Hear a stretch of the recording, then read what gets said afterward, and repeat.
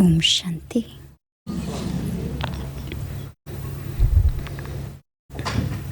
त्वमेव माताश्च पिता त्वमेव, त्वमेव बंधुश्च सखा त्वमेव। परमपिता परमात्मा हम सबका माता भी है तो पिता भी है, बंधु भी है तो सखा भी है।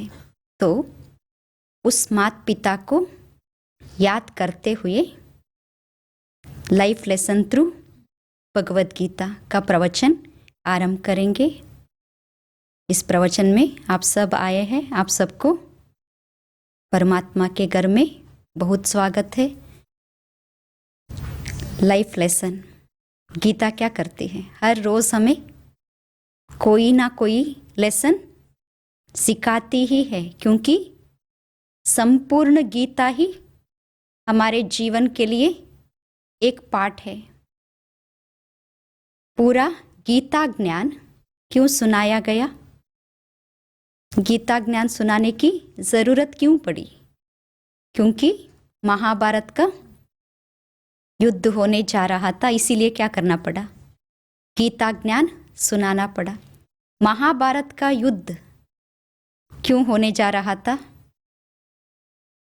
किस कारण से महाभारत का युद्ध होने जा रहा था? उसमें सबसे पहली बात है युद्ध का कारण। सबसे पहली बात, द्रौपदी ने एक बार दुर्योधन को क्या कहा था? अंधे की औलाद अंधे। उनका तो इंद्रप्रस्थ बना था, देखने के लिए कौन आया था? दुर्योधन आया था। वो इंद्रप्रस्थ ऐसे बना था, जहां पर पानी था वहां पर क्या दिखता था? वहां पर जमीन जैसा दिखता था। जहां पर जमीन होता था वहां पर पानी जैसा दिखता था। वहां पर जो सेवक थे उन्होंने दुर्योधन को समझाया यहाँ पानी है, लेकिन दिख कैसे रहा था? जमीन के जैसे दिख रहा था। तो दुर्योधन ने क्या किया? उनकी बातों को नहीं माना। उन्होंने पैर रखा तो पानी में गिर गया। जैसे ही वो पानी में गिर गया, ऊपर खड़े होकर द्रौपदी देख रही थी, तो उन्होंने क्या कहा? अंधे की औलाद अंधे।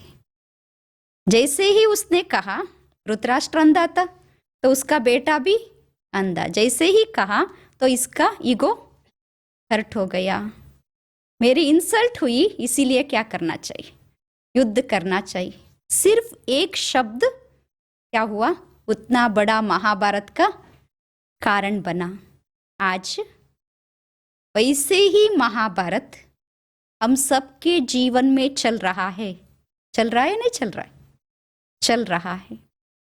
तो उसका कारण भी हमारे मुख से निकली हुई द्रौपदी के जैसा एक शब्द। बोलते हो नहीं बोलते हो? एक ही एक शब्द क्या कर देता है? कितने बड़े झगड़े का कारण बन जाता है। एक शब्द क्या कर देता है? कितने संबंधों को बिगाड़ देता है, तोड़ देता है। एक शब्द मुख से जो निकलता है उससे पूरा क्या बन जाता है? जीवन ही महाभारत बन जाता है। आज बना है नहीं बना है? बना है नहीं बना है? हर व्यक्ति फील कर रहा है और बातों बातों में कहते भी है। हम क्या सुनाए? हमारा घर में रोज क्या चलता है? महाभारत चलता है।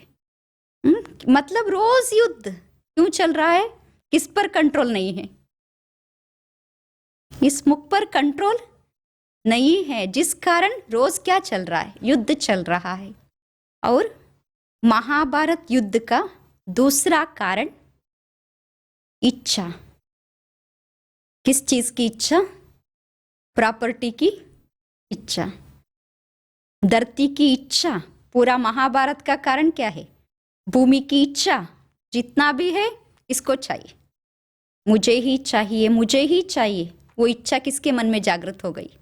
दुर्योधन के मन में जागृत हो गई। संपूर्ण राज्य मुझे ही चाहिए। वो इच्छा ने क्या कराया? इतना बड़ा महाभारत युद्ध कराया।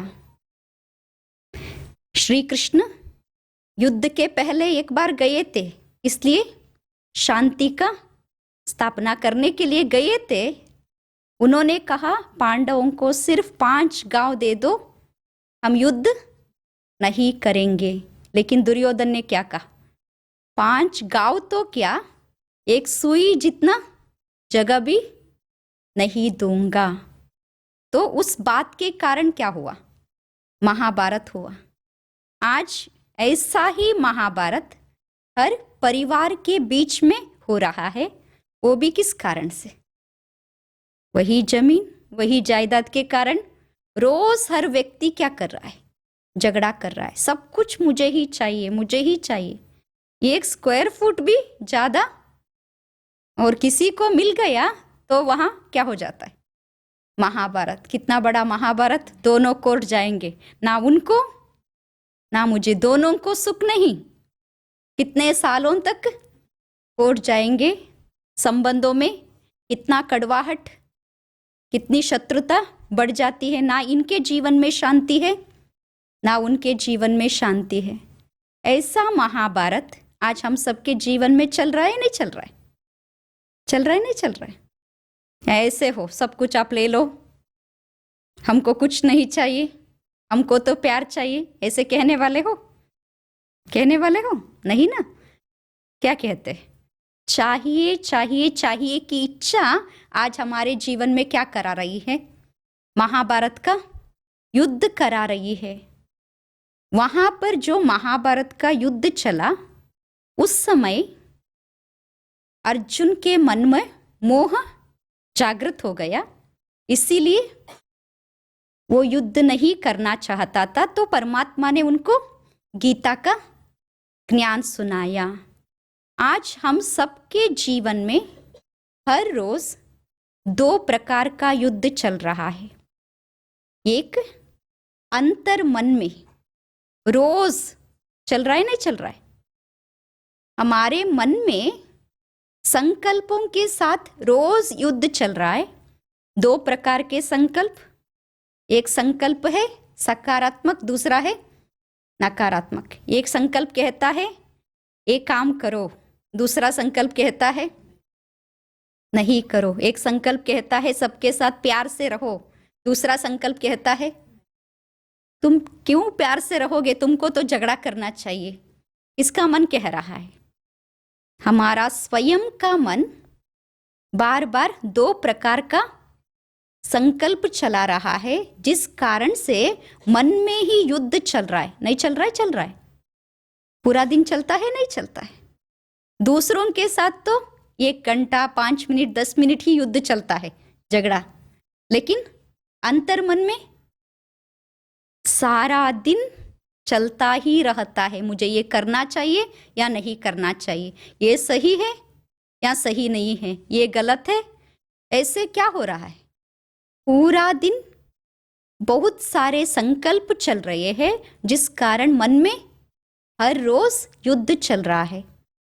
जब तक हम इस युद्ध से स्वयं को मुक्त नहीं बनाएंगे, मतलब इस युद्ध में विजयी नहीं बनेंगे, तब तक हमारा मन शांत नहीं होगा। विजयी बने हो मन के ऊपर, नहीं बने हैं ना, तो क्या हो रहा है, हर रोज मन में युद्ध चल रहा है।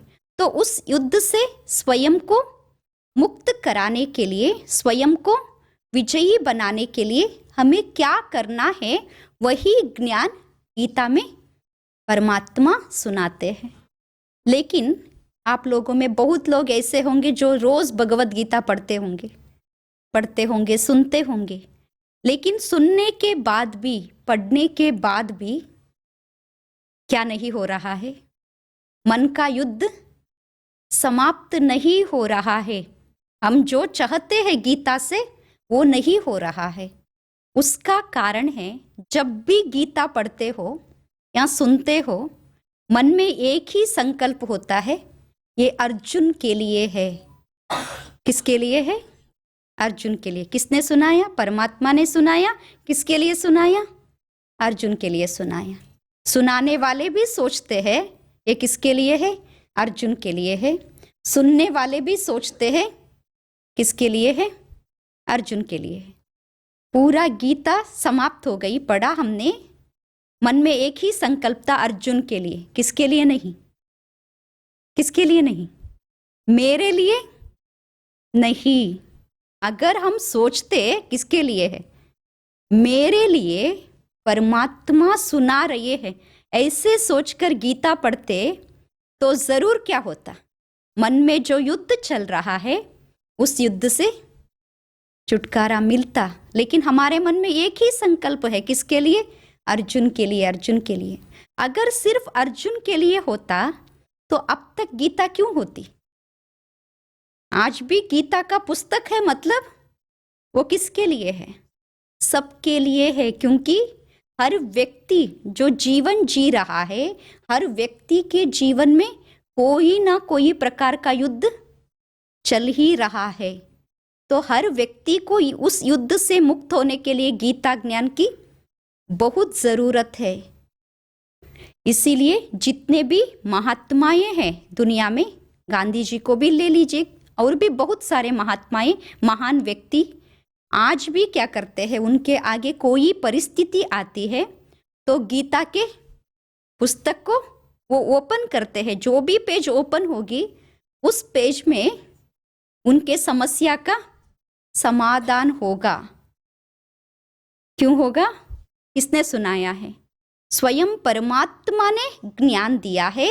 उस ज्ञान के द्वारा क्या होता है, हर व्यक्ति के जीवन में जो समस्या है उस समस्या से हम कैसे मुक्त हो सकते हैं, वो ज्ञान हमें सहज रूप से प्राप्त हो जाता है। लेकिन आपको भी मिलेगा, आपका परिस्थिति का समाधान भी मिलेगा, लेकिन क्या संकल्प होना चाहिए? मेरे लिए है, परमात्मा मुझे क्या कर रहे हैं, सलूशन दे रहे हैं। ऐसे सोच के आप ओपन करोगे तो आपको भी समस्या का समाधान मिलेगा। वो जो परमात्मा पिता है उसको हम कहते हैं पितामहस्य जगतो माता दाता पितामहः वेद्यम पवित्रम ओंकार रुक्साम यजुरेवच। मतलब परमात्मा पितामहस्य जगतो, सारे जगत का पिता है, सारे जगत का माता है, वो सबसे महान है, वो सभी वेदों के ज्ञाता है। इसीलिए गीता में जो ज्ञान है वो मनुष्यों का नहीं है, किसका है? परमात्मा का। इसीलिए हर श्लोक के ऊपर कौन सा शब्द आता है? भगवान वाच, मनुष्यवाच नहीं। कौन सा शब्द? भगवान वाच। क्योंकि किसने कहा है? स्वयं भगवान ने कहा है। तो उसमें क्या होगा? हमारे समस्या का समाधान अवश्य होगा। जो हमारा माता है, जो हमारा पिता है, उसने हमारे लिए क्या दिया है? उसमें ज्ञान दिया है। तो हमारे जीवन में आज जितने भी परिस्थिति है उन सब से मुक्त होने के लिए, लाइफ लेसन सीखने के लिए हमें गीता की जरूरत बहुत ज़्यादा है। इसीलिए भगवत गीता को हम कहते हैं सर्वशास्त्रमयी शिरोमणि श्रीमद् भगवत गीता। सर्वशास्त्रमयी शिरोमणि मतलब जितने भी शास्त्र है उन सब से ऊपर श्रेष्ठ, सर्वश्रेष्ठ है, इसीलिए उसको शिरोमणि कहते हैं। और श्रीमद् भगवत गीता, श्रीमत, हम सबके जीवन में 3 प्रकार के मत है। उसमें एक है मन मत, दूसरा है परमत, तीसरा है श्रीमत। मन मत को तो आप जानते हो, जैसा आपका मन कहता है वैसा करना, उसको क्या कहते हैं? मन मत। दूसरों के बातों को आप नहीं सुनते हो, आपके मन में जो आएगा वही करते हो, उसको मन मत कहते हैं। और कुछ लोग ऐसे होते हैं दूसरे जैसा कहते हैं वैसे ही करते हैं, उनके स्वयं का कोई डिसीजन नहीं होता है। दूसरों ने कहा, इन्होंने किया, उससे हानि भी हो कुछ भी हो, लेकिन हर बात में क्या करते? दूसरों से सलाह लेकर करते हैं, उसको कहते हैं परमत। हम बचपन से लेकर आज तक 2 मत पर चल रहे हैं, एक मन मत, दूसरा परमत। क्या हुआ? कितना लाभ हुआ, कितना हानि हुई, नुकसान हुआ या प्रॉफिट हुई? नुकसान ही हुआ ना। हाँ? परमत से हमें नुकसान ही होता है, मनमत से भी क्या होता है, नुकसान ही होता है। इसीलिए श्रीमत, श्री मतलब ऊंचते ऊंच, सर्वश्रेष्ठ मत, परमात्मा का मत। गीता में जो है वो परमात्मा का मत, वो क्या है, सर्वश्रेष्ठ मत। उससे श्रेष्ठ और कुछ है ही नहीं। अगर हम उस परमात्मा के मत पर चलेंगे तो कभी भी हमारे जीवन में क्या नहीं होगी, हानि होगी ही नहीं। क्या होगा, हमें प्रॉफिट ही प्रॉफिट होगी, हमारी भलाई होगी, हमारे जीवन में सब कुछ अच्छा ही अच्छा होगा। लेकिन आज हम कितना मनमत पर चल रहे हैं, कितना परमत पर चल रहे हैं, कितना गीता में जो परमात्मा ने श्रीमत दी है उस श्रीमत पर चल रहे हैं। किस पर चल रहे हैं, मनमत, परमत या श्रीमत? कोई भी श्रीमत के बारे में ध्यान ही नहीं देते हैं। इसीलिए आज हम दुखी है, आज हम अशांत है। तो गीता में परमात्मा कहते हैं, ऋणानुबंध रूपेण पशुपत्नी सुतालयः पूर्व जन्मम कृतम पुण्यम सुख रूपेण संस्थितः पूर्व जन्मम कृतम पापम व्याधि रूपेण संस्थितः। आज हमारे जीवन में जितने भी ऋण संबंध है, मतलब आज आपके जितने भी संबंधी है, वही आपके संबंधी क्यों बने, वही आपके पिता क्यों बने, वही आपके माता क्यों बने, वही आपके बच्चे क्यों बने? ऋणानुबंध रूपेण पशुपत्नी सुतालयः। ऋण, कौन सा ऋण? पूर्व जन्म का ऋण था किस आत्मा के साथ? उस आत्मा के साथ। इसीलिए हमको उसी परिवार में आना पड़ा, उस आत्मा को हमारे ही परिवार में आना पड़ा। पूर्व जन्म में अगर हमने पुण्य का काम किया है तो इस जन्म में कौन सा फल मिल रहा है? सुख। परमात्मा कहते हैं, पूर्व जन्मम कृतम पुण्यम सुख रूपेण संस्थितः। अगर आपने पूर्व जन्म में पुण्य किया है तो क्या मिलेगा? सुख। पूर्व जन्मम कृतम पापम व्याधि रूपेण संस्थितः। आज अगर हम रोगी है, दुखी है, तो किसका कर्म है? दूसरों का या हमारा? हमने ही किया है ना। आज वही संबंधी हमें क्यों मिले? इतने बार कहते हो दूसरों के बच्चों को देखकर, वो कितना अच्छा है, अगर ऐसा बेटा मेरे को मिलता ना कितना अच्छा होता। उनके पिता कितने अच्छे हैं, ऐसे पिता मुझे मिलते तो कितना अच्छा होता। क्यों नहीं मिले? क्यों नहीं मिले? यही क्यों मिले? क्या था? पिछले जन्म का हिसाब किताब हमने क्या किया था उस आत्मा के साथ? कुछ हिसाब किताब बनाया था, इसीलिए वही आत्मा आज हमारी संबंधी बनकर हमारे पास आए हैं। हम कहते हैं हमारे बच्चे हमें बहुत दुख देते हैं, कहते नहीं कहते? हमारे संबंधी हमें बहुत दुख देते हैं। क्यों दे रहे हैं? क्यों दे रहे? पिछले जन्म में किसने दिया था उनको? किसने दिया था? दूसरों ने दिया था? हमने खुद दिया था, हमने दिया था। कोई सुख देने के लिए संबंधी बनकर नहीं आते हैं, हिसाब चुक्त कराने के लिए आते हैं। जो हिसाब हमने किया है उनके, उस आत्मा के साथ जितना हिसाब है उस हिसाब को चुक्त कराने के लिए वो आत्मा आती है। इसके लिए एक प्रैक्टिकल जो घटना घटी थी उसके बारे में मैं सुनाती हूँ। दो फ्रेंड्स थे बचपन से, दोनों बहुत अच्छे फ्रेंड्स। जैसे ही बड़े हो गए तब भी उनकी पढ़ाई खत्म हुई तो दोनों ने सोचा हम दोनों मिलकर एक अच्छा सा कंपनी स्टार्ट करेंगे। दोनों ने स्टार्ट किया, दोनों ने पैसा लगाया, उसमें अच्छा प्रॉफिट मिल रहा था। जैसे जैसे प्रॉफिट बढ़ती गई, एक व्यक्ति के मन में लोभ जागृत हो गया, क्या करना है, सब कुछ मुझे ही लेना है, इसको कुछ नहीं देना है। अगर ये पार्टनर बन के रहेगा मेरा फ्रेंड तो क्या होगा, आधा आधा मिलेगा, कैसे भी करके इसको हटाना है।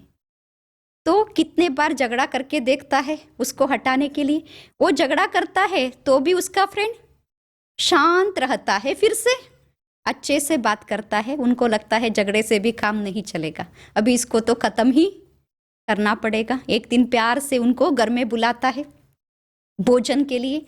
वो फ्रेंड आता है, सब कुछ भोजन तैयार करके उसमें पॉइजन मिला देता है। उस फ्रेंड को पता नहीं, उन्होंने तो प्यार से खाया, तुरंत उसकी मृत्यु हो गई। इसको तो खुशी ही खुशी, अभी क्या, पूरा कंपनी मेरा, पूरा पैसा मेरा, खुशी में है। उसका 1 साल के बाद उसके घर में एक बच्चे का जन्म होता है।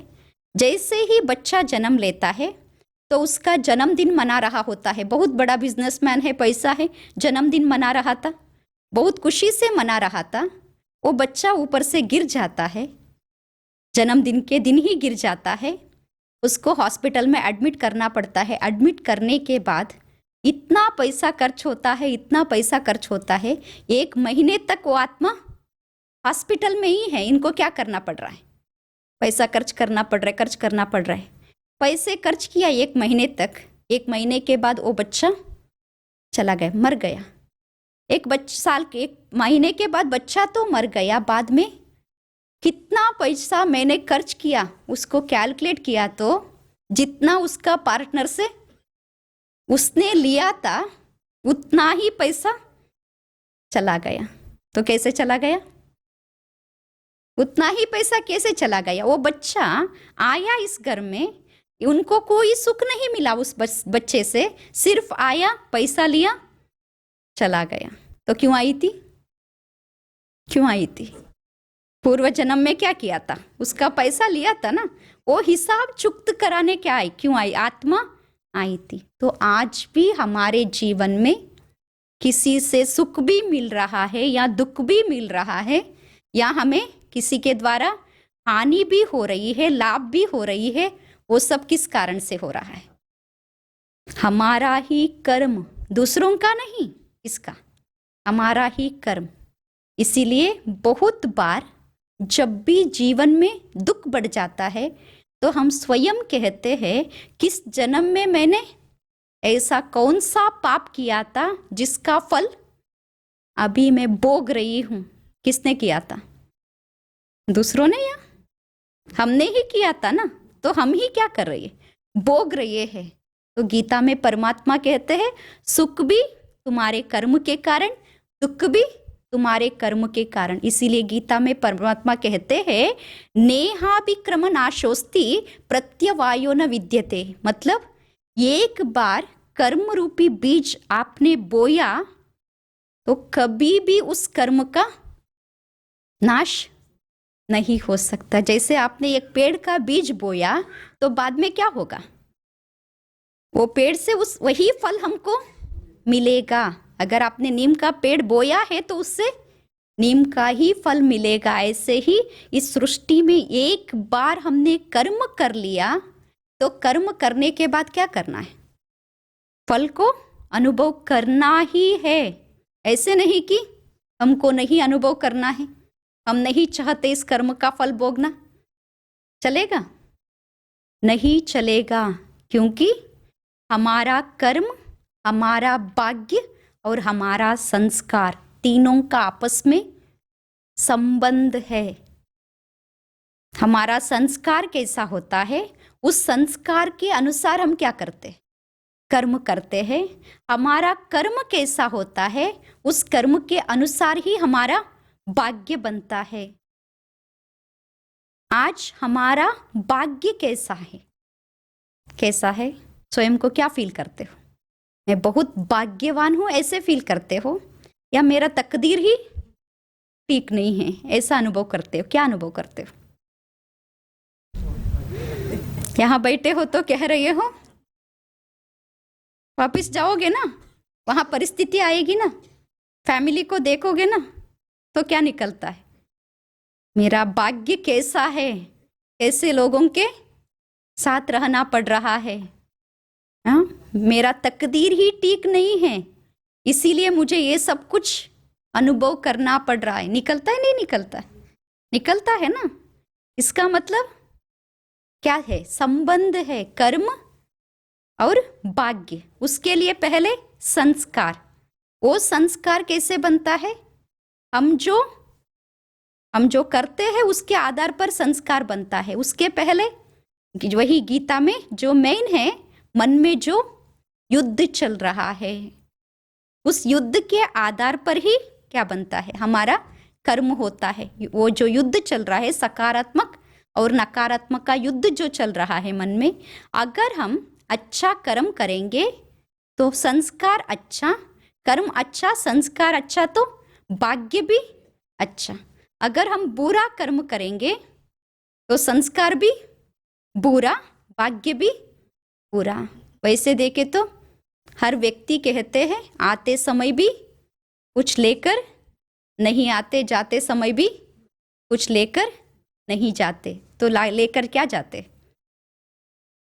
हमारे कर्म ही हमारे साथ आती है। तो हमारा कर्म कैसा है, हमारा कर्म कैसा होना चाहिए, वही लाइफ लेसन किसके द्वारा मिलती है हमको?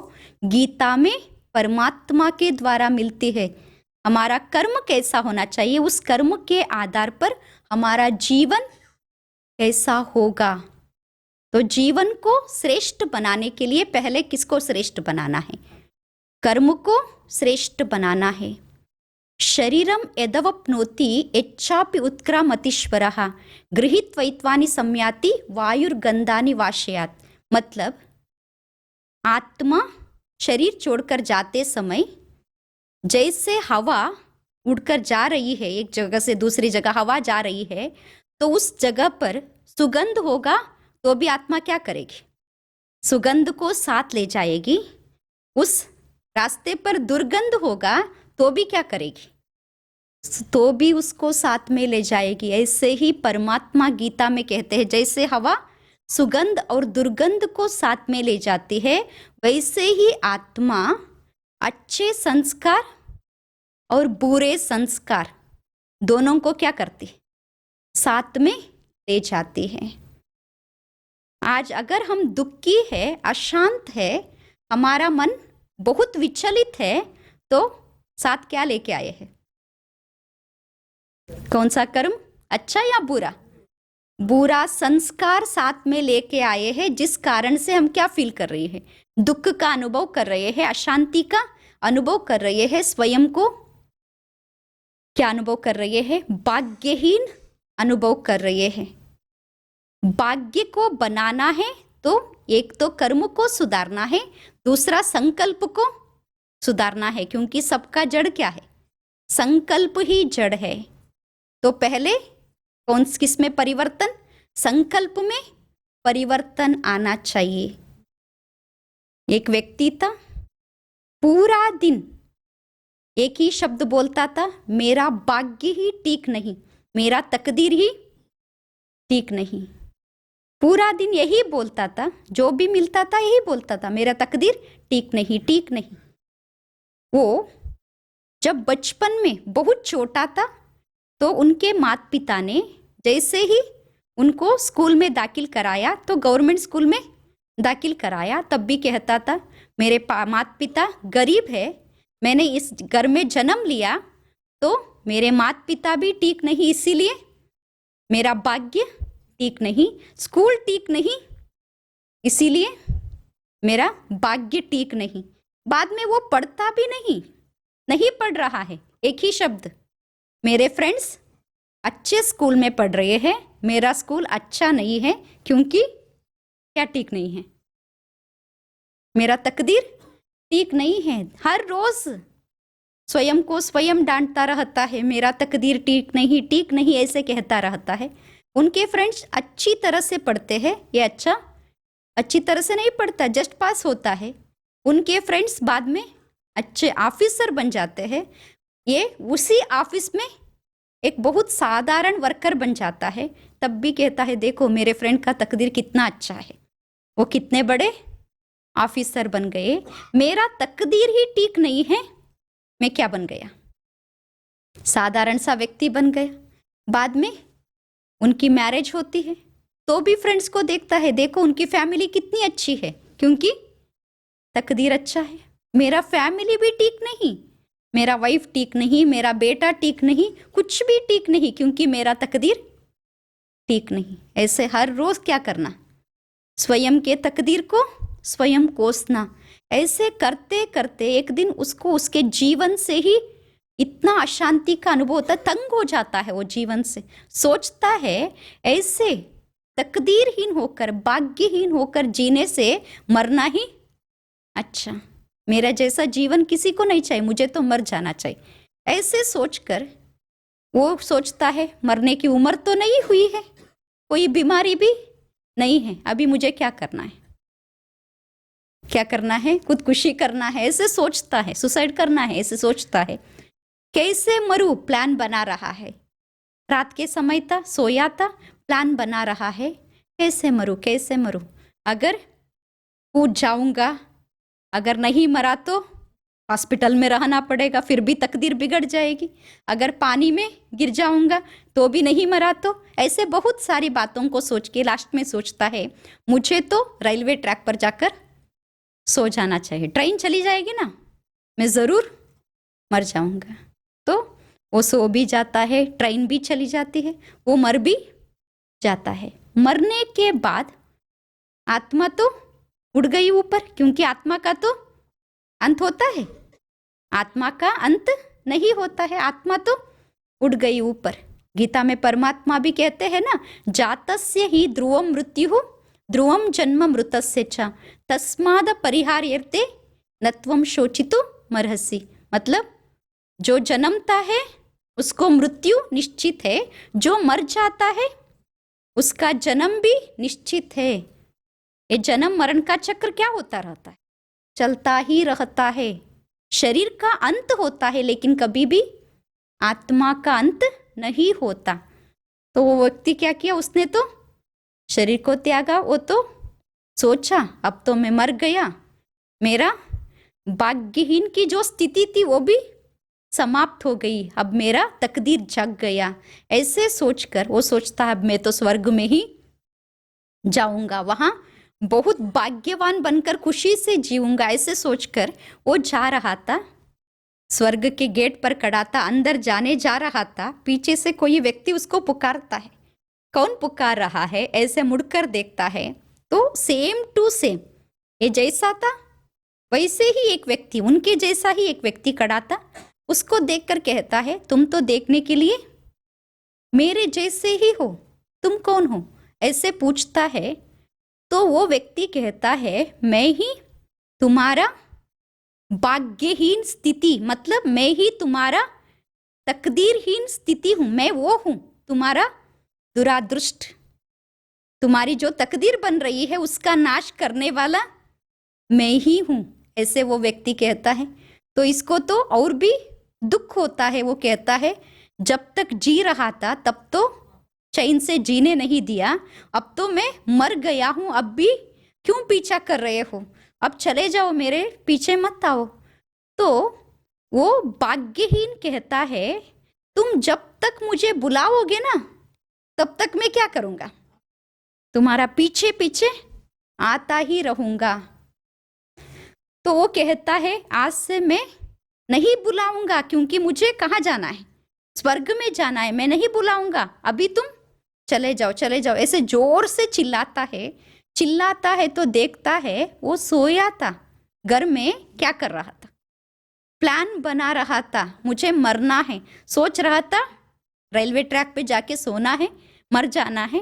तो नींद में क्या हुआ, उसको सपने में ये सब दिखाई दिया, तो उनको समझ में आ गई जब तक मैं किसको बुलाऊंगी, किसको बुलाऊंगा, तकदीरहीन स्थिति को बुलाऊंगा, तब तक वो क्या करेगा, मेरा पीछा ही करता रहेगा।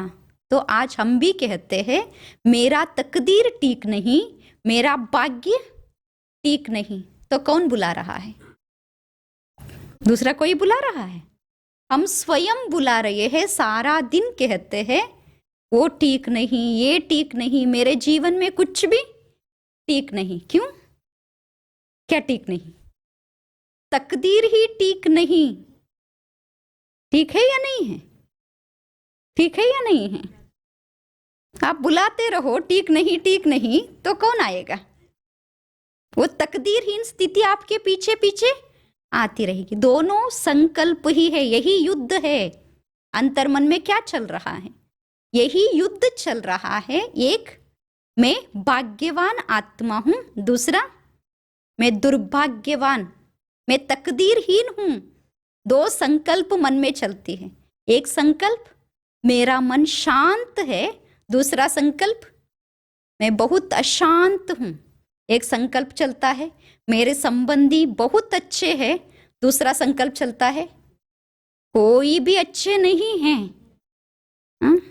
चलता है नहीं चलता? एक संकल्प चलता है मैं स्वस्थ हूं, मैं तंदुरुस्त हूं, दूसरा संकल्प चलता है मैं रोगी हूं।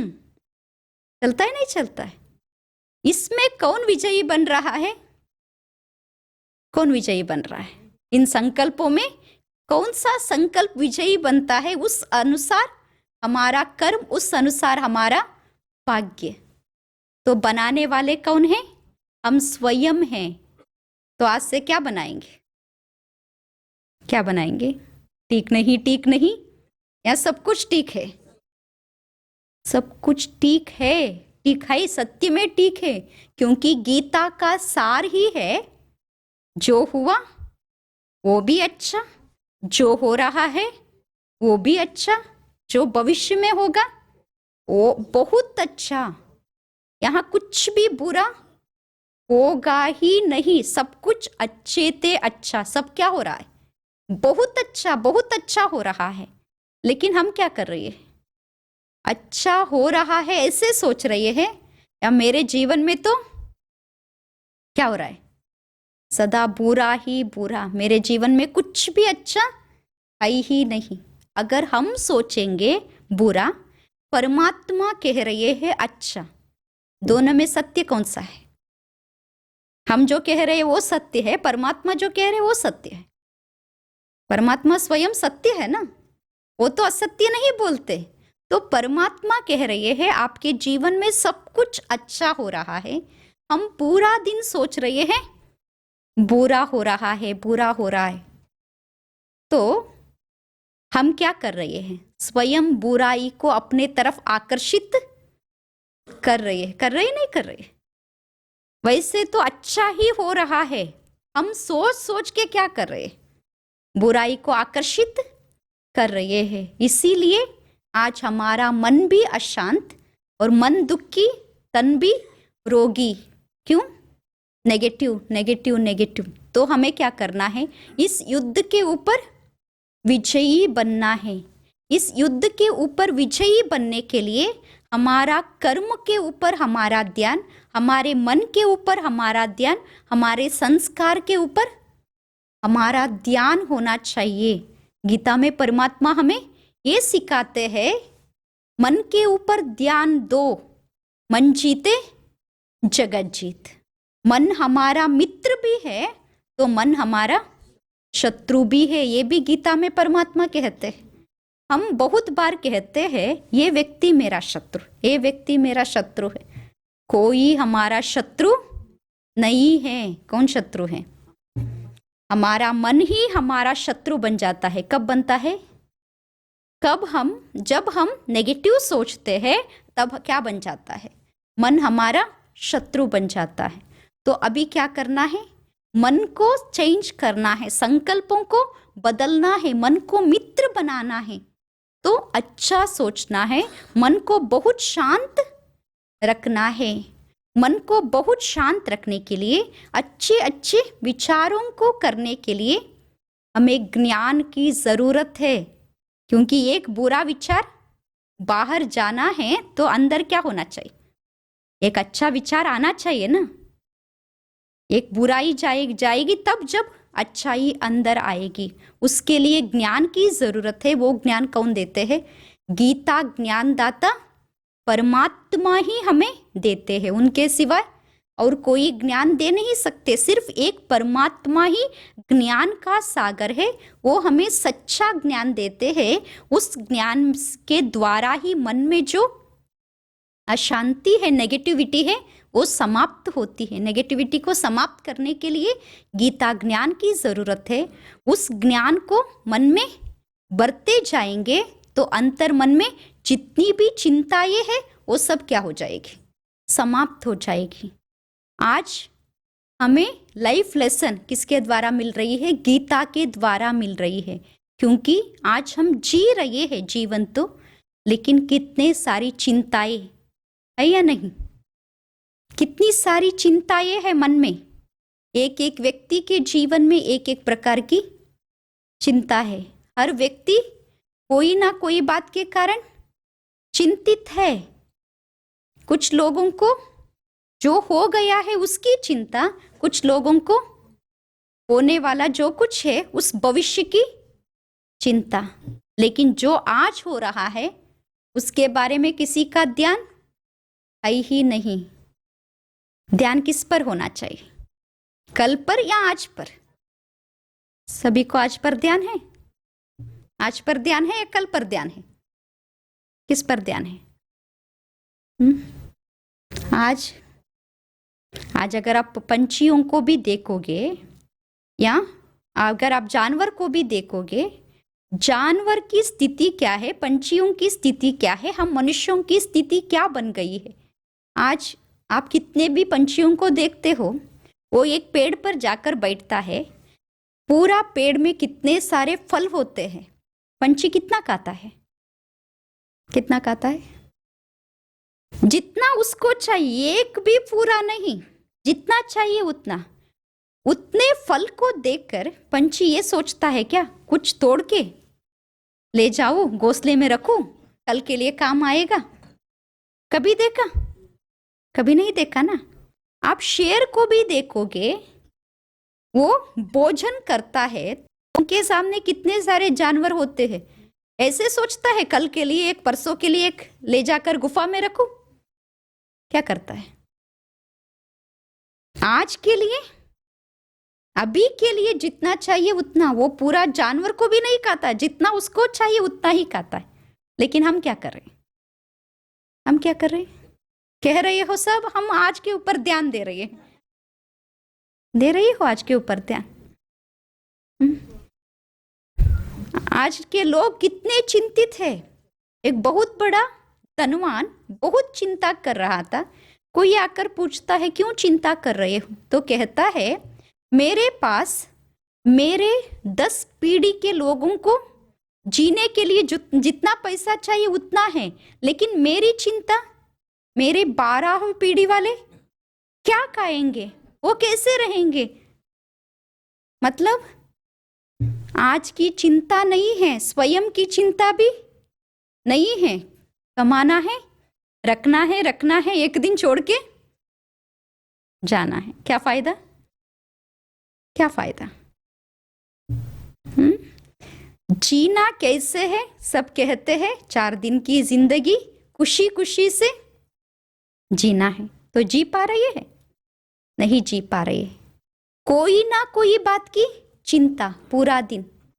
तो गीता में परमात्मा कहते हैं अशोचवानन्व शोचस्त्वाम प्रज्ञावादश्च भाषसे गता शून्यश्च नानु शोचन्ति पंडितः। परमात्मा कहते हैं एक तरफ तुम चिंता भी कर रहे हो, शोक भी कर रहे हो, दूसरे तरफ पंडितों के जैसे बातें भी कर रहे हो।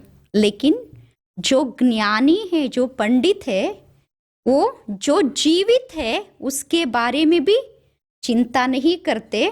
जो मर गए हैं उसके बारे में भी चिंता नहीं करते। जिसके बारे में तुम चिंता कर रहे हो, पहले ये तो सोचो वो आपके चिंता के योग्य है। परमात्मा कहते हैं सोचो वो योग्य है। आप लोग चिंता कर रहे हो ना, इतने सालों से कर रहे हो। एक बार तो सोचो वो व्यक्ति मेरे चिंता के योग्य है, इसकी चिंता कर रहे हैं। किसकी कर रही है? जो रोज हमें दुख दे रहा है, जो रोज हमें तंग कर रहा है, जिससे हमें इतनी अशांति की अनुभूति हो रही है, पूरा दिन उसी की चिंता कर रहे हैं। तो हम क्या पंडित है, ज्ञानी है? बोलते कैसे है? बोलते कैसे है? पंडितों के जैसे, ज्ञानियों के जैसे बातें करते हैं, लेकिन क्या कर रहे हैं? ये जो योग्य ही नहीं है, आपके एक ताट के लिए भी वो व्यक्ति योग्य नहीं है, फिर भी क्या कर रहे हो? आप उसके बारे में सोच रहे हो, सोच रहे हो। व्यक्ति सोचता ही उसके बारे में है जिसने आपको धोखा दिया है, सोचता ही उसके बारे में है जिसके कारण आपको बहुत नुकसान हुआ है, जिसके कारण आपको बहुत कुछ सहन करना पड़ रहा है। सोचना चाहिए उनके बारे में, सोचना चाहिए। उनके बारे में ही सोचना मतलब क्या है? पहले ही दुख की सोच सोचकर दुख के ऊपर दुख की और ज्यादा दुख की। हम लोग ऐसे ही कर रहे हैं। अगर वो व्यक्ति ने हमें दुख दिया था, धोखा दिया था, वो 5 साल के पहले भी दिया था, आज भी हम क्या कर रहे हैं? आज हम बहुत सुखी है, सब कुछ है हमारे पास, फिर भी खुशी से रहना हमसे नहीं हो रहा है। क्या कर रहे हैं? उसके बारे में सोच रहे हैं। एक बार उसने हमें धोखा दिया है तो सोचने से फायदा क्या? आज भी हम क्या कर रहे हैं? आज को भी हम स्पॉइल कर रहे हैं। उसके बारे में सोच सोच कर आज हमें जो खुशी मिल रही है, उस खुशी में भी हम रह नहीं पा रहे हैं। तो रहना कैसे है? कैसे रहना है? उसको याद करना है या आज में जीना है? आज जीना है। कल जो हुआ हो गया, एक हो गया। दूसरा, जिसने भी कुछ भी किया है, तो गीता का सार जो है ना, अच्छा ही हुआ है। उससे भी हमारे जीवन में क्या हुआ है? अच्छा ही हुआ है। अगर किसी ने भी दुख दिया है, कुछ भी किया है, उससे हमें क्या हुआ है? जीवन में अच्छा ही हुआ है, बुरा कुछ नहीं हुआ है। लेकिन हम अच्छाई को देख नहीं पा रहे हैं, इसीलिए आज भी क्या हो रहे हैं? दुखी हो रहे हैं। अगर सुख से रहना है तो क्या करना है? उसमें क्या अच्छाई थी, उस अच्छाई को देखने का प्रयास करना है। किसी ने हमको धोखा दिया, कोई भी काम में धोखा दिया या संबंध में धोखा दिया, उसको हमने क्या लिया? इसने ऐसा किया है ना, मुझे भी आगे बढ़कर दिखाना है, कुछ करके दिखाना है, ऐसे हमने उसको चैलेंज लिया। लिया नहीं लिया? आप लोगों ने लिया, कुछ तो किया, आगे भी आए। आज आप भी कुछ हो, आपको लगता है आज हम भी कुछ है, लेकिन फिर भी उसने ऐसा किया, सोच सोच कर क्या हो रही है? दुखी हो रही है। अगर उस दिन उसने वैसा नहीं किया होता तो आज आप ऐसे नहीं होते। आज अगर आप कुछ बने हो तो किस कारण से बने हो? उस बात को चैलेंज लेके ही बने हो। तो उसने अच्छा किया या बुरा किया? अच्छा किया ना। अगर वो ऐसा नहीं करता तो हम जहां खड़े थे वहीं खड़े रहते। उसने कुछ दुख दिया, बुरा किया, उसके कारण से हम आगे निकल गए, तो हमारे जीवन में तो अच्छा हुआ। अगर कोई अच्छा करता है तो थैंक्स बोलना चाहिए या याद कर करके दुखी होना चाहिए? क्या करना चाहिए? जिसके कारण हम आगे बढ़ रहे हैं उनको क्या करना है? थैंक्स बोलना है। आप थैंक्स बोल रहे हो? बोल रहे हो? मुख से नहीं बोलो तो सही, मन से तो बोलो। आपके कारण आज हम इतना आगे आ गए, आज आपके कारण हम जीवन में कुछ बन गए, तो आपको थैंक्स। अगर ऐसा बोलोगे ना, दुख होगा ही नहीं। लेकिन हम उस पॉजिटिव साइड को देखते ही नहीं। हम क्या देख रहे हैं? सिर्फ नेगेटिव साइड को देख रहे हैं, जिस कारण से क्या हो रहा है? दुख बढ़ता ही जा रहा है। तो गीता क्या सिखाती है? अच्छा हो रहा है, अच्छा ही होगा, हमें चिंता करने की कोई जरूरत नहीं है? चिंता करने की जरूरत है? करते हो नहीं करते हो? करते हो नहीं करते हो? अभी आपने बोला चिंता करने की जरूरत नहीं, फिर क्यों करते हो? जरूरत नहीं है तो क्यों कर रहे हो? कर रहे हो मतलब आपके लिए चिंता करना जरूरी है। आप सोच रहे हो चिंता करने की जरूरत है। अगर आप चिंता भी करोगे तो उससे आपको क्या मिलेगा? क्या मिलेगा चिंता से? आप तो चिंता करने से उस प्रॉब्लम तो सॉल्व कर नहीं सकते, प्रॉब्लम तो ऐसा ही रहेगा। लेकिन चिंता करने से और भी क्या होता है? प्रॉब्लम बढ़ता ही जाता है। अगर आप उस प्रॉब्लम को ही परमात्मा को सौंप दोगे तो क्या हो जाएगा? हमारे जीवन में जो चिंता है उससे भी मुक्त होंगे, जो प्रॉब्लम है उसका भी सलूशन हमें मिल जाएगा। इसीलिए गीता में परमात्मा कहते हैं कर्मण्येवाधिकारस्ते मा फलेषु कदाचन। मतलब परमात्मा कहते हैं कर्म करने के लिए अधिकार है, फल के बारे में सोचने के लिए अधिकार नहीं है। कर्म को क्या करो? समर्पित कर दो। किया है आप लोगों ने? क्या करना है? कर्म को परमात्मा के आगे समर्पित कर देना है।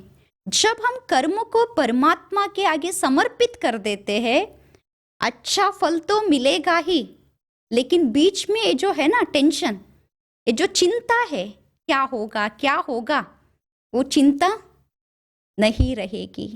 लेकिन आज हम लोग क्या करते हैं? कर्म शुरू करने से पहले ही क्या शुरू करते हैं? क्या मिलेगा फल? करने के बाद क्या क्या मिलेगा? अपेक्षाएं है या नहीं है?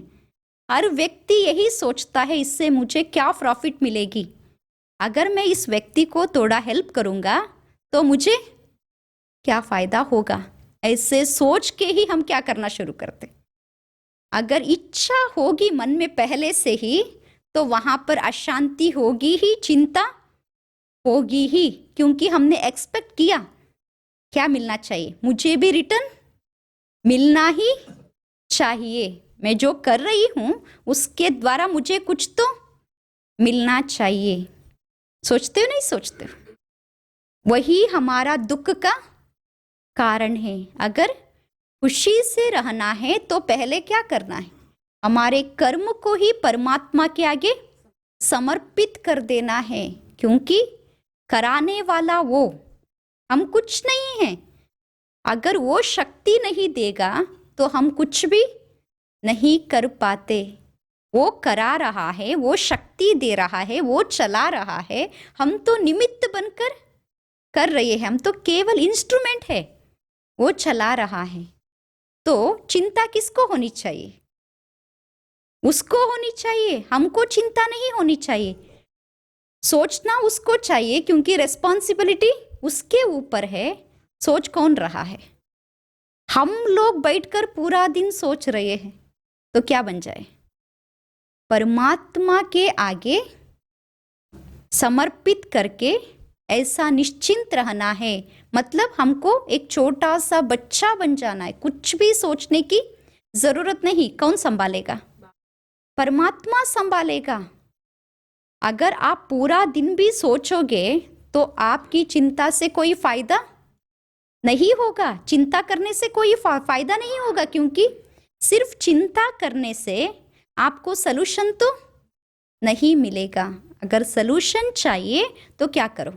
समर्पित कर दो। इसीलिए गीता में परमात्मा कहते हैं त्वमेव शरणं गच्छ सर्वभावेन भारत तत्प्रसादात् पराम शांतिम प्राप्स्यसि शाश्वतम। क्या हो जाओ? मेरे आगे समर्पित हो जाओ। पहले स्वयं को ही क्या कर दो? समर्पित कर दो। अगर तुम मेरे आगे स्वयं को समर्पित कर दोगे तो तुम्हें परम शांति मिलेगी। शांति चाहिए तो परमात्मा के आगे मन को समर्पित कर देना है। ऐसे गीता में परमात्मा कहते हैं। परम शांति भी मिलेगी, उसके साथ साथ परमात्मा उसी श्लोक में कहते हैं आप शांति के स्थान में जाकर रहोगे। शांति का स्थान है ही परमात्मा का निवास स्थान। अगर शांति चाहिए तो है कहाँ? जहां परमात्मा है वहीं पर शांति है। इस दुनिया में तो शांति है ही नहीं। अगर आपको परम शांति चाहिए तो शांति के स्थान में आप जाकर रहना चाहते हो तो पहले क्या हो जाओ, मेरे आगे समर्पित हो जाओ। क्या समर्पित करना है? क्या समर्पित करना है? आप लोग जानते हो, द्रौपदी का चीरहरण हो रहा था। उसने क्या किया था? पहले देखा अपने पति रक्षा करेंगे, बाद में देखा जो बैठे हैं सभा में वो लोग रक्षा करेंगे, किसी ने रक्षा नहीं की तो सोचा हाँ रक्षा करेंगे कृष्ण। बाद में वो सोच रही है रक्षा करेगा, लेकिन पकड़ के, क्या करके, एक हाथ में पकड़ी थी, दूसरे हाथ से बुला रही थी तो नहीं आया। जब दोनों हाथ ऊपर करके समर्पित हो गई, अब तू ही मेरा रक्षक, क्या करना है, तुम्हें ही रक्षा करना है, तो तुरंत उसको रक्षा मिल गई। तो हमें भी परमात्मा के द्वारा हर बात में रक्षा चाहिए, तो क्या करना है, उस रक्षक के आगे स्वयं को समर्पित कर देना है। हर कर्म को समर्पित करना है, मन को भी समर्पित, तन को भी समर्पित। क्योंकि हम आते समय इस तन को साथ में नहीं लेके आए हैं, लेके आए थे, जाते समय लेके जाओगे? आज तक किसी का सुना? ऐसे व्यक्ति ने शरीर छोड़ा तो उसका शरीर भी गायब हो गया, सुना? नहीं सुना। सिर्फ गई क्या? आत्मा गई। आती आत्मा, जाती आत्मा। हम भी कैसे आए थे? सिर्फ एक आत्म ज्योति के रूप में आए थे, जाएंगे भी कैसे? आत्म ज्योति के रूप में ही जाएंगे। तो रहा क्या? सिर्फ शरीर रहा, वो तो नाश होता है, लेकिन आत्मा का कभी अंत हो ही नहीं सकता। आत्मा क्या है? अविनाशी है। हमारे जीवन में बहुत सारी चिंताएं हैं। इस जीवन में खुशी में रहने के लिए बाधा डालने वाली बहुत सारी बातें हैं। किसी को संबंधियों की चिंता, किसी को तन की चिंता, लेकिन सबसे बड़ी चिंता मृत्यु की है या नहीं? हर व्यक्ति को है, कल में मर गया तो, है या नहीं?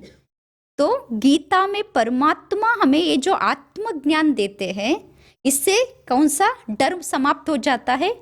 मृत्यु का भय। क्योंकि गीता में परमात्मा कहते हैं, नैनम छिंदन्ति शस्त्राणि नैनम दहति पावकः न चैनम क्लेदयन्त्यापो न शोषयति मारुतः। इस शरीर को आप शस्त्र से काट सकते हो, आत्मा को कोई भी शस्त्र काट नहीं सकता। इस शरीर को आग में जला सकते हो, आत्मा को कोई भी आग जला नहीं सकता। इस शरीर को क्या कर सकते हो? पानी में डुबो सकते हो, आत्मा को कोई भी पानी डुबो नहीं सकती। तो आप कौन हो? आप कौन हो? हम आते हैं, जाते हैं, जाता सिर्फ शरीर है, आत्मा का कभी भी अंत नहीं होता। तो मैं हूं अविनाशी शक्ति आत्मा। एक ज्ञान गीता में परमात्मा दूसरे अध्याय में ही हमें देते हैं, पूरा आत्मा का ज्ञान। आप सबने पढ़ा है, पहले अध्याय में तो सिर्फ अर्जुन का विषाद था, अर्जुन का मोह के बारे में था। दूसरे अध्याय में ही आत्मा का ज्ञान। अर्जुन के जैसे स्थिति आज हम सबका है। पहला अध्याय किसका? हम सब लोगों का। हमारा विषाद परमात्मा के आगे, मेरे जीवन में ऐसा है, ऐसा है, ऐसा युद्ध चल रहा है, आज हम भी कह रहे हैं। तो दूसरे अध्याय में परमात्मा हमें क्या कर रही है? पहले अध्याय में हम सुनाते हैं हमारे प्रॉब्लम परमात्मा के आगे, तो गीता के दूसरे अध्याय में ही परमात्मा हमें कहते हैं, आप तो अविनाशी आत्मा हो, कभी भी आपका अंत नहीं हो सकता। सिर्फ ये जो ज्ञान है आत्मा का, ये हमें क्या करता है? मृत्यु के भय से मुक्त करा देता है। आत्मा के ज्ञान के द्वारा मन में जो अशांति है वो स्वतः समाप्त हो जाती है। क्यों? क्योंकि आत्मा स्वयं है ही शांत स्वरूप। अगर हम स्वयं को शरीर समझेंगे तो क्या आया, मेरा तन। जैसे ही मेरा समझा तो मेरे संबंधी, मेरा परिवार, मेरा जॉब, मेरा ये वो, जितना मेरा मेरा आता है उतना मन भारी होता जाता है। मेरा तन कहते ही संबंध बढ़ जाते हैं, वहां पर मन में क्या होती है, बोझ बढ़ता जाता है। जैसे ही आप स्वयं को आत्मा समझते हो, आत्मा के लिए इस दुनिया में कोई संबंधी नहीं है। जितने भी संबंधी है किसके है, शरीर के या आत्मा के? शरीर के है ना, या सोचते हो आत्मा के हैं? कि जितने भी संबंधी है शरीर के संबंधी है, आत्मा के संबंधी सिर्फ एक है। कौन? परमात्मा। इसीलिए हम कहते हैं त्वमेव माताश्च पिता त्वमेव। क्यों कहते हैं? इस शरीर के तो माता पिता यहाँ है ना, हम भी कह रहे हैं त्वमेव माताश्च पिता, हमारे माता पिता भी कह रहे हैं त्वमेव माताश्च पिता, हमारे दादा दादी भी कह रहे हैं त्वमेव माताश्च पिता। दुनिया में जितने भी आत्माएं हैं सब क्या कह रहे हैं? त्वमेव माताश्च पिता। क्योंकि आत्मा के लिए परमात्मा के साथ एक ही संबंध है, वो माता पिता, हम बच्चे। यहाँ तन के लिए कितने भी संबंध होंगे, तन के कितने भी संबंधी होंगे, आपके पिता भी होंगे, तो भी उस पिता के लिए भी परमात्मा कौन है? पिता। दुनिया में जितने भी है सबके लिए परमात्मा पिता है। तो अगर हम आत्मा समझेंगे तो माता पिता परमात्मा। अगर हमारे माता पिता ही परमात्मा है, वो माता पिता बन के सदा साथ है, तो जीवन कैसा होगा? कैसा होगा आप जानते हो? श्री कृष्ण के साथ सदा अर्जुन था, अर्जुन के साथ श्री कृष्ण था, इसीलिए उनका जीवन कैसा था? सदा खुशी। अगर आप परमात्मा को अपना माता पिता समझोगे तो सदा कौन रहेगा? परमात्मा ही साथ रहेंगे। वो एक ही ऐसा संबंधी है जो कभी बीच में छोड़ के नहीं जाता। दुनिया में कितने भी संबंधी है वो सब क्या करते? चले जाते, नहीं जाते? कितने लोग प्रॉमिस करते हैं हम तो साथ रहेंगे, साथ रहेंगे, सदा आपको साथ देंगे। प्रॉमिस करने के बाद भी किसी कारण से कोई छोड़ के चले जाते हैं, किसी को मृत्यु आ जाती है तो भी चले जाते हैं। लेकिन एक परमात्मा ही ऐसा संबंधी है जो सदा साथ रहता है, जाते हैं तो भी साथ होता है। सदा के साथी उस परमात्मा को साथ रखेंगे। तो जैसे महाभारत युद्ध में दिखाते हैं, कौरवों के पास अक्षौणी सेना, पांडवों के पास एक श्री कृष्ण। विजय किसका हुआ? किसका विजय? पांडवों का। ऐसे ही आपके साथ सिर्फ एक परमात्मा होंगे तो सारी दुनिया भी आपके एग्नेस्ट में होगी, तो भी कौन विजयी बनेगा? आप ही विजयी बनोगे। तब भी आपको सोचने की जरूरत नहीं। अगर आपने परमात्मा को साथ रखा है तो परमात्मा के ऊपर विजय पाने की शक्ति सारी दुनिया को भी नहीं है, तो आप क्या बनोगे? जरूर विजयी बनोगे। तो जब जब जैसे गीता में परमात्मा ने कहा है, यदा यदा ही धर्मस्य ग्लानिर्भवति भारतः, मैं धर्म ग्लानि के समय पर इस तरह पर आता हूं। हम लोग सुनते हैं द्वापर युग में परमात्मा आए, गीता ज्ञान सुनाया, धर्म की स्थापना की। लेकिन द्वापर युग में अगर परमात्मा ने गीता ज्ञान सुनाकर धर्म की स्थापना की थी, तो द्वापर युग के बाद कौन सा युग आना था? कौन सा युग आना था? धर्म स्थापना के बाद सतयुग आना था। लेकिन आया कौन सा युग? कलयुग आया। द्वापर युग में धर्म के नाम पर झगड़ा नहीं था। आज क्या हो रहा है? धर्म ग्लानि किसको कहते हैं? धर्म के नाम पर जितने भी युद्ध चलते हैं, झगड़े चलते हैं, उसको क्या कहते हैं? धर्म ग्लानि। आज हो रहा है, नहीं हो रहा है? कितने न्यूज़ सुन रहे हो रोज? धर्म के नाम पर कितना झगड़ा चल रहा है। ऐसा युद्ध जब धर्म है ही परमात्मा को याद करने के लिए, जब उसी धर्म के नाम पर जब लोग लड़ने चाहते हैं तो किसको आना पड़ता है? परमात्मा को आना पड़ता है। क्यों आना पड़ता है? अनेक धर्मों की विनाश, एक सत्य धर्म की स्थापना करने के लिए। तो किस समय उसकी जरूरत है? कब जरूरत है? अब बहुत जरूरत है। अब इतना जरूरत है क्योंकि हर व्यक्ति के जीवन में आज क्या चल रहा है? एक तो महाभारत चल रहा है। हर व्यक्ति कहता है हमारे घर में वो सब लोग हैं जिन लोगों के बारे में हमने महाभारत में सुना था। दुर्योधन के जैसे लोग भी है, दुशासन के जैसे लोग भी है, शकुनी के जैसे लोग भी है, द्रौपदी के जैसे लोग भी है या नहीं है? हर तरह के लोग हैं। अगर आप एक एक बैठकर आपके घर की कहानी को लिखोगे तो क्या बन जाएगा? एक एक महाभारत बन जाएगा। बनेगा नहीं बनेगा? जरूर बनेगा हम सबकी स्टोरी। तो हमें किसकी जरूरत है? अभी उस सत्य ज्ञान की जरूरत है, उस परमात्मा की जरूरत आज है। क्योंकि हम लोग गरुड़ पुराण में सुनते हैं वहां पर नरक होता है, वहां पर बिच्छू काटते हैं, सर्प काटते हैं, समुद्र में डुबो देते हैं। सुना है ना आप सबने? अगर एक व्यक्ति को आग में भी जलाएंगे, सर्प भी काटेगा, तो 1 घंटा 2 घंटा वो क्या करेगा? दुख का अनुभव करेगा। बाद में उसका शरीर का अंत होगा तो वो दुख समाप्त। लेकिन आज हर व्यक्ति कहता है मेरा जीवन सबसे बड़ा नरक है। मेरे जीवन के जैसा नरक आपको कहीं पर भी नहीं मिलेगा। बोलते नहीं बोलते? हर व्यक्ति को फील हो रहा है मैं हर क्षण कहाँ हूं? नरक में हूं। वहां तो 1 घंटे का पनिशमेंट दिखाते हैं, यहाँ पर मन से हर घड़ी अनुभव कर रहे हैं दुख ही दुख, अशांति ही अशांति। तो किसकी जरूरत है अभी? हम सबको उस पिता परमात्मा की जरूरत है। तो धर्म ग्लानि के समय पर मैं आऊंगा, ये किसका वचन है? परमात्मा का वचन है। परमात्मा ने वचन दिया है मैं आऊंगा। तो कैसे आऊंगा उसके बारे में भी गीता में परमात्मा कहते हैं अवजानन्ति मामूढ़ः मानुषम तनुमाश्रितम। मैं आता हूं इस तरह पर साधारण रूप में, साधारण रुद्ध मानव के तन में मैं आता हूं।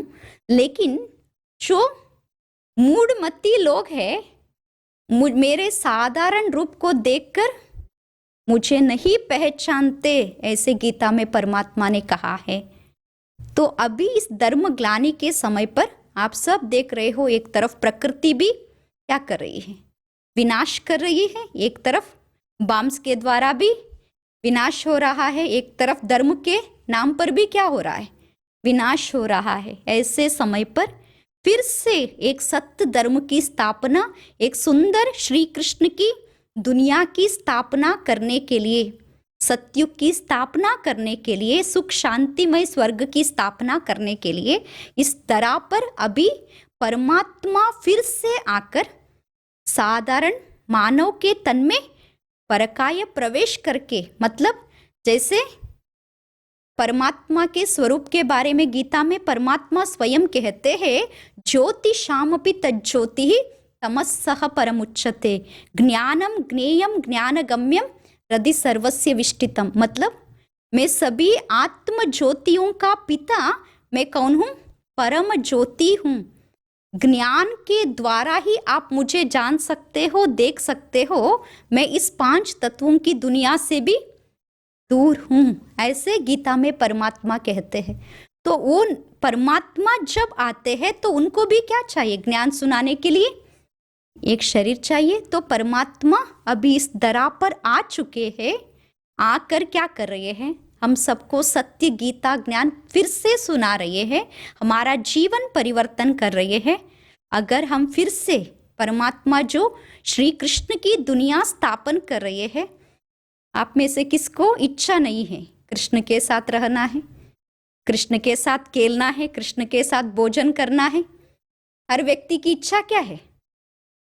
हर माता कहती है मुझे कृष्ण जैसा बेटा चाहिए, हर कन्या कहती है कृष्ण जैसा पति चाहिए। हर एक को इच्छा है किसके साथ रहना है? कृष्ण के साथ रहना, कृष्ण के साथ रहना। तो ऐसी दुनिया फिर से इस दरा पर आएगी। उसकी स्थापना कौन करेंगे? स्वयं परमात्मा करेंगे। उसके लिए परमात्मा अभी आ गए हैं, ज्ञान सुना रहे हैं। कौन सा ज्ञान? वही गीता ज्ञान, लाइफ लेसन सुना रहे हैं। किसके लिए? हम जो दुखी हुए हैं, हम जो आज बहुत अवगुण वाले मानव बन गए हैं, उन अवगुणों से मुक्त होने के लिए परमात्मा ज्ञान दे रहे हैं, गीता ज्ञान। उस ज्ञान को सुनेंगे। और गीता में जो परमात्मा बार बार कहते हैं, मन मना भव मद्भक्तो मध्याजी माम नमस्करो, 2 बार है श्लोक गीता में। मन को मेरे साथ जोड़ो, मतलब योग लगाओ, मेरे से योग लगाओ। गीता के हर अध्याय में कौन सा शब्द आता है? योग योग योग। ऐसे नहीं कि ऐसे युद्ध करो, ऐसे युद्ध करो, नहीं। क्या कहते हैं? ऐसा योग लगाओ। तो किसके साथ योग लगाना है? उस पिता परमात्मा के साथ मन को जोड़ना है। अभी मन मनाओ, मन को मेरे साथ जोड़ो, तो क्या हो जाओगे? पापों से मुक्त हो जाओगे। जब पापों से मुक्त हो जाओगे तो क्या कहाँ जाओगे? सुंदर सतयुग, जहां पर श्री कृष्ण निवास करते हैं, ऐसी दुनिया में जाओगे। इच्छा है या नहीं है? हर एक को इच्छा है ना।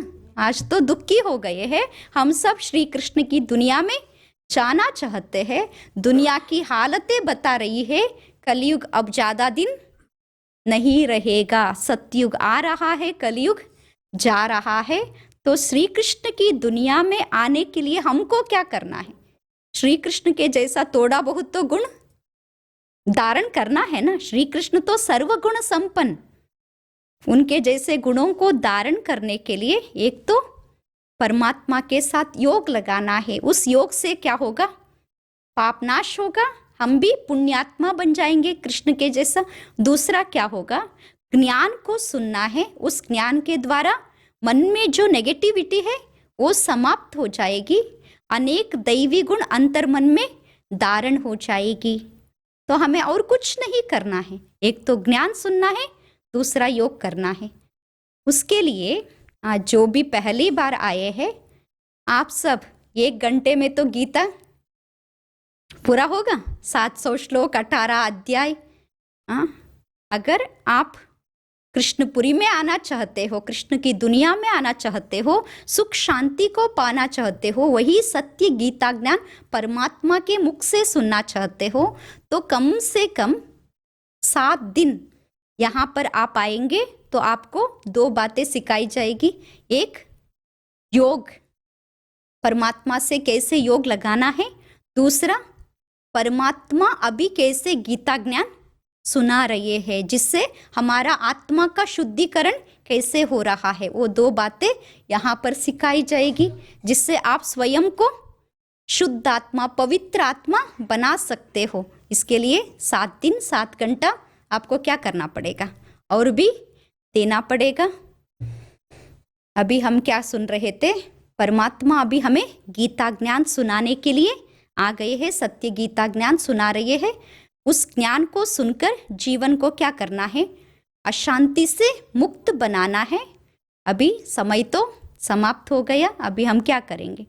2 मिनट परमात्मा को याद करेंगे। उस योग से परमात्मा से शक्ति लेंगे, और जो अधूरा रह गया गीता ज्ञान हमारा, उसके लिए आप फिर से यहाँ पर आकर ज्ञान सुनने का प्रयास कीजिए। Thank you. 2 minute.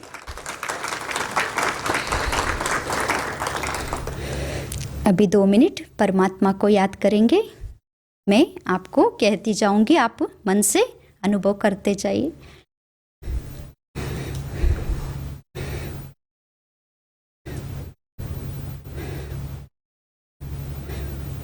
Om Shanti. आपके मन के सभी संकल्पों को मस्तक के बीच में एकाग्र कीजिए।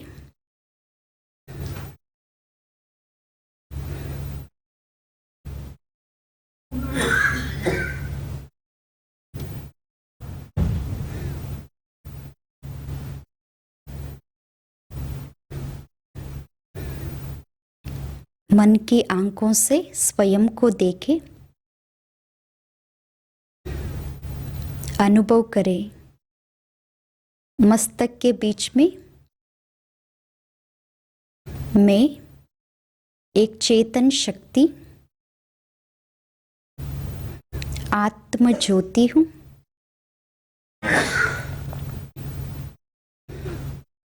मैं आत्मा अविनाशी आत्मा हूँ। मन की आंखों से स्वयं के स्वरूप को देखे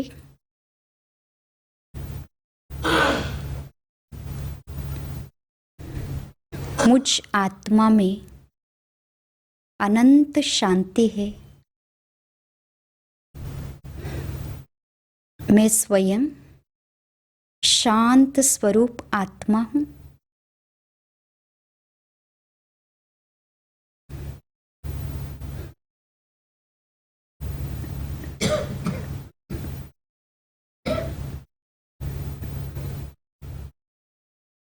मन की आंखों से अपने सामने उस पिता परमात्मा को देखे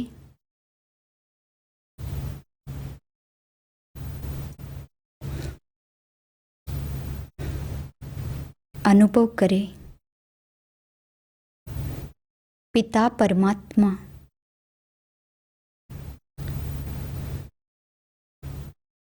शांति का सागर है। शांति के सागर पिता परमात्मा के द्वारा मुझे अनंत शांति की शक्ति प्राप्त हो रही है।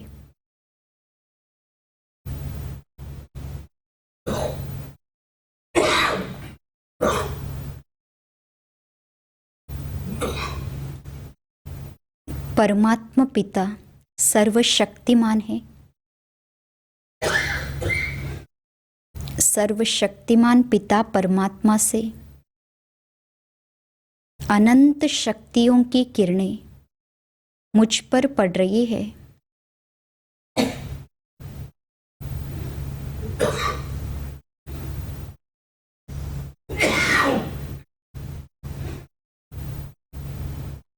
परमात्मा से अनंत शक्ति पाकर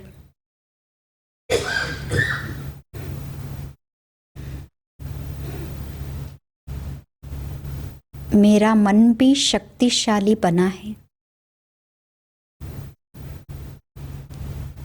तो मेरा तन भी शक्तिशाली बना है।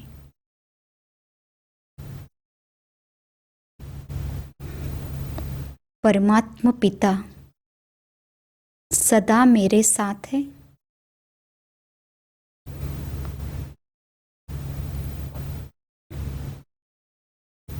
हर कार्य में वो मुझे सहयोग दे रहे हैं।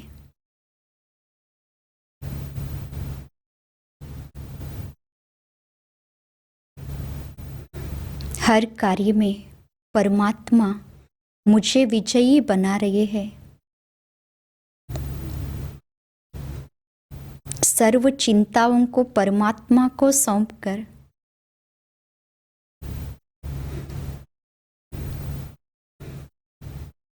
मैं निश्चिंत बन गई हूँ। मैं स्वयं भाग्यशाली आत्मा हूँ।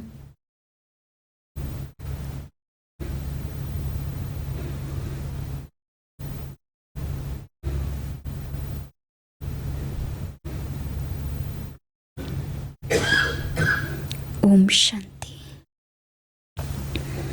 ओम शांति। आप लोग हर रोज सुबह उठते ही 5 मिनट ऐसे योग का अभ्यास कीजिए। रात को भी ऐसे योग का अभ्यास कीजिए। उससे क्या होगा, परमात्मा से आपको कनेक्शन रहेगी और शक्ति भी मिलेगी, आपको शांति भी मिलेगी, आपका घर का वाइब्रेशन भी शक्तिशाली बन जाएगा। सभी को धन्यवाद। ओम शांति।